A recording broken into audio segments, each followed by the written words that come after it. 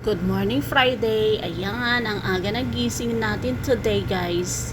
Magluluto tayo ng fried na isda with sabaw. Sabawan pala yung kalahati. So ayan, nakaprepare na aking mga ricados. Ang sarap niyang kilawin pero early pa so bawal. Ayan, slicein na natin yung mga ricados niya guys. Low carbs tayo paggabi kaya dapat heavy meal ang breakfast natin. So, yan na. Ini-slice-slice ko lang. Para may baon tayo papasok sa work. So, by the way guys, naglo-low carbs kami kasi kailangan ni husband na physically fit siya. Kasi nga, nagpapa-check up sila every 6 months. So, kailangan pasok ang kanyang diet kaya mahirap na. Wala po siyang high blood, no sugar din siya, hindi mataas. So, very healthy. Kaya kailangan natin siyang sundan. Kailangan din natin maging healthy, kaya maglo-low carbs na tayo. So, nag-change na ako ng routine. Every morning, luto muna ng ulam. Ayan, na-slice ko na ang mga ricados. Bali, pinainit ko na. Pasensya nyo ng kingkalan kasi nagluto na rin ako ng rice, kaya marumi na yan.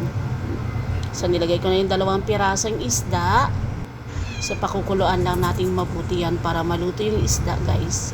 Naglagay din ako ng pechay para may gulay. Pampahaba daw yan ng buhay. Yan na siya. Pinakukulang mabuti para maluto yung isda. Eh, sekreto tayo dyan, guys. Patis. Ayan, naglagay ako ng soy sauce para magkalasang mabuti. Tapos kung magluto ng isda na sabaw, nagprito rin po ako. Ayan na siya. So, hindi nawawalang prito sa amin. Kailangan may prito talaga. So, ayan na.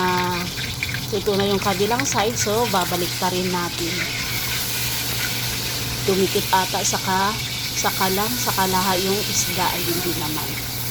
Kaya na siya guys, ay ang ganda ng isang pagkaprito. So ayan na siya, tututuhin na natin yan.